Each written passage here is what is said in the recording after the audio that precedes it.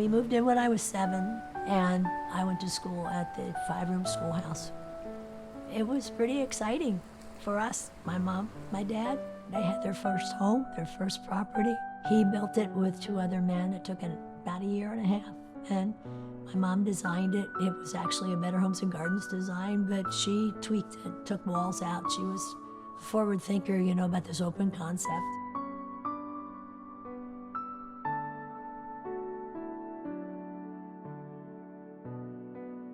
The change in Willingboro when we first got here, it was just very rural, very a farm community, and we had no idea what was going to become of it. We thought it would continue to be farm community for some time, and we found that at the same time, the Levitt organization was buying up property, buying up the farms to develop their community.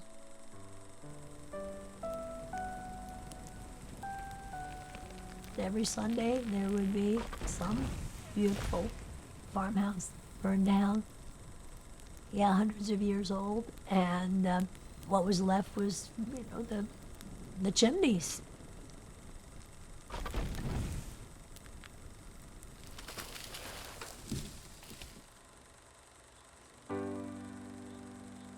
I didn't know the area at all, but while I was there, and I saw a lot of trucks passing, and they were all hauling dirt.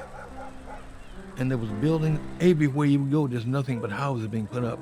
And so I inquired later, and I found out it's a brand new community. And so I decided that I'm going to move to Willingboro.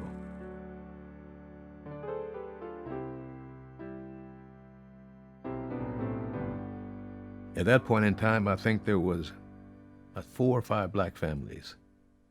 So I came over here, and I told the real estate agent I wanted a house now. And I explained my situation in Philadelphia. The gangs were coming in. I had a daughter who was going to girls' high, and I would go home to meet her when she got off the bus because the gangs were messing with them, particularly the boys. So I bought the house in February, and I waited till the kids got out of school, and then that July we moved in.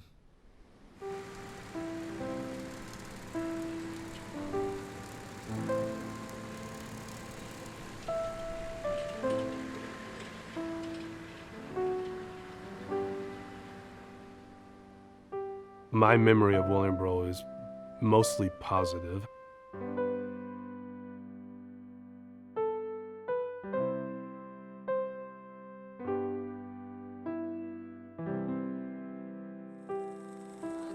The community felt like a community. We all knew each other. We all knew the homes all around us, the families all around us. We all grew up together.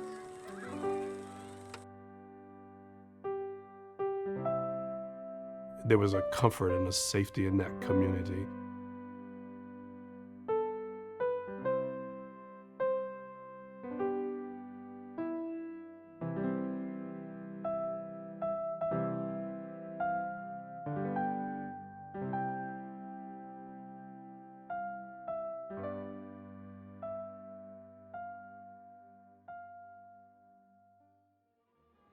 But Willingboro, along with Bucks County, Levittown, along with Long Island, Levittown, were segregated communities back in the 50s when they first started. William Levitt, who at the time was the face of Levitt and Company, just did not open up his communities to African Americans.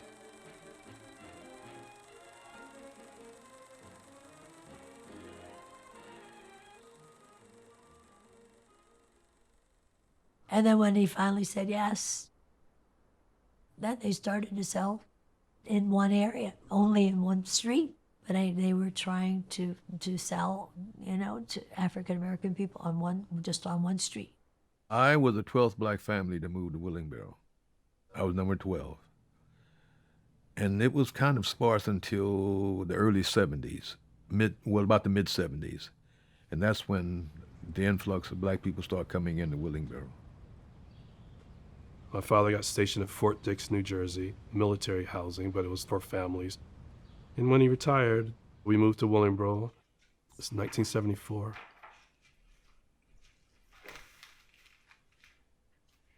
This is a mosaic of all the teachers at the time, and you see that most of the faces are all of one race. representative of the makeup of Willingboro in 1966. I could actually go through all of these yearbooks here and the ones on the shelves, and you can see a progression from the early times of all the way up to now. You can see how the diversity increases more and more.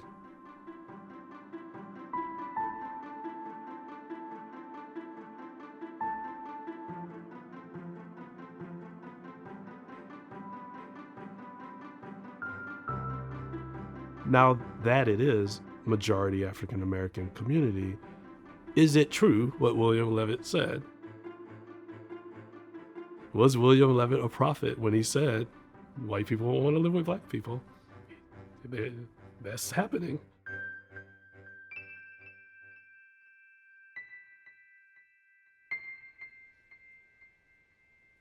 It's not just Willingboro. If you look at minority communities all across the United States, when there is intentional divestment in the community, the supermarkets will be the first to go.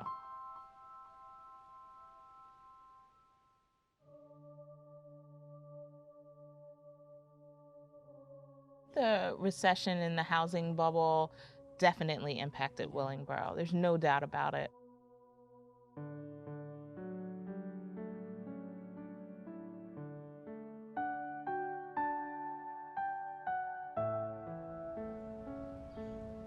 I had moved to North Carolina for about 10 years, and when I came back, it just seemed not as vibrant as I remember growing up.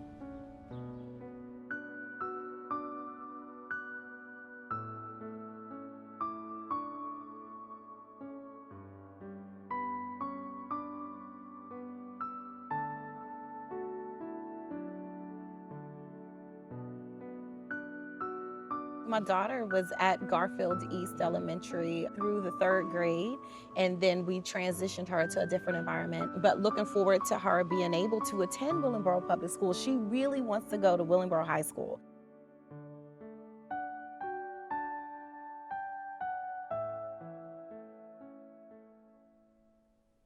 I was concerned about how we got there. I felt like, well, who am I to evaluate if I don't even understand, how things were, how they got to be where they are now, and then what would it take to make a change? So I saw a lot of energy, certainly a lot of passion in a lot of the conversations, but it seemed to be missing some of the critical inquiry and missing some of the strategic perspectives that would be needed to really push things forward. While we have different minds, we're very aligned. So it's almost like a natural fit. Mm-hmm. So when 3 openings come up, this year it's kind of like, let's go, let's do it. A crucial part of us taking those seats is that we have long-standing relationships with community members. We've worked with different community members on different side projects, and an event here for the kids, or a gala here, or we've worked together. So calling on some of those relationships to step up the work that we've already been doing and really have an impact to make Willingboro better. A neighborhood in Burlington County is a crime scene after a double shooting there. Investigators surrounded a Lexus at Millbrook Drive and Middlebury Lane in Willingboro. That's where a suspect is now charged with murder in the deadly shooting of a woman in Willingboro Township. Developing now at noon, a death investigation in Burlington County, New Jersey. Chopper 3 over the scene at Medley Lane in Willingboro. Officials say a woman was discovered in a vehicle. It's hard to talk about. We have talked about solutions to the crime at nauseam. We have very long discussions about what's going on here in Willingboro. We have had gun violence issues, but the overall crime numbers are down. It's the type of crimes that are a little different, that are changing. Mm-hmm. Now we have shootings and some other activities. Mm-hmm. So that part is a little concerning, and it's the way that they're being addressed that I think we bring that shift to Willingboro. We believe that part of the solution is having more programs available for the youth, and then more clearly defining what that youth population is. So there's plenty to do for the students up until about 13 years old. So what are we going to do for the students beyond that age? What would it look like to have internship opportunities for our youth so they have something to do after school? If they can't get a job per se, would they be able to get some additional skill enhancements?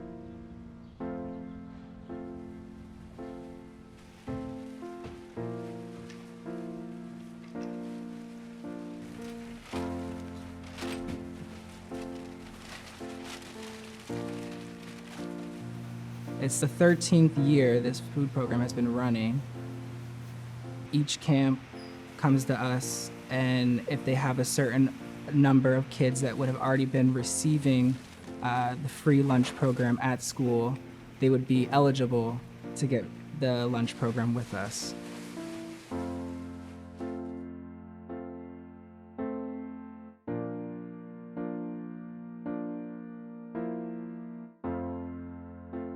I've been working with summer food program for 5 years. I took this job just my last year in high school. It was also like another level of giving back and making sure these kids were fed. We have about 500 kids now that we're feeding. For me, growing up, yeah, I've seen the changes in Willingboro. I'm still comfortable in this place. I'm still happy to work here. I still have many people that I love here, you know? These are people I care about. I think we need a diverse place where cultures are mixing and they're bringing their ideas and their thoughts and they're bringing their different backgrounds and pulling them all together to make something great.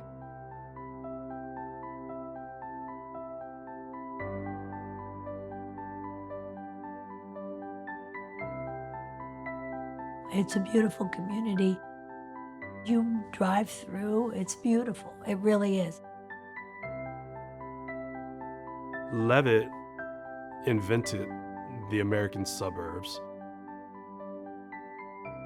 William Levitt, who had a great vision, but in that vision, he had a flaw.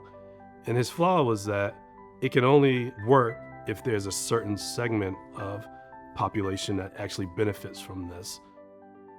Here's the thing, as goes Willingboro, as goes other communities like Willingboro, as goes other communities like Willingboro, as goes the nation. If Willingboro can't be fixed, then there's a larger problem. Then we're talking about this country can't be fixed. Relax. Now, lower the left, raise the right. Turn feet forward. Lower your arms. Because I am a spiritualist. There is reason to be hopeful. 3 young black women. Dynamite. Little experience, but that's the growing process. They're intelligent, and they want to learn, and they will learn, and they love their community. They don't want to be governor. They don't want to be in the Senate. They want Willingboro to be a fine community. That's what they're after, and that's beautiful. That's what it needs. So I'm hopeful about the future of Willingboro.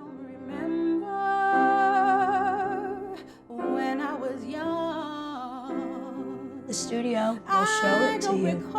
And this was when the jazz band and the jazz choir both won first prize honors at the 63 was he here? This is actually the year I was born. I'm not so sure the actual year. Levittown Life. Sounds good to me. All right, absolutely. Yes, sir. Good. We hug here. Yes. I still surrender to troubles I know.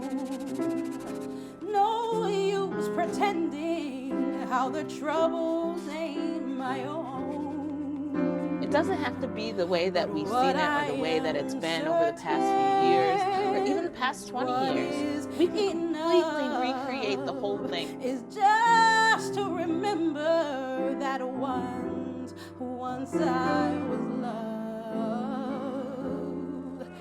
After years gone by, what amounts to the years in a life, and what have we come to when we reach our final day? If we can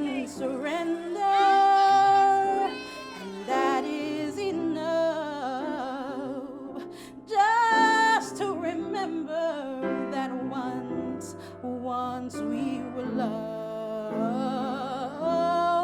once we were beautiful, and once we were loved.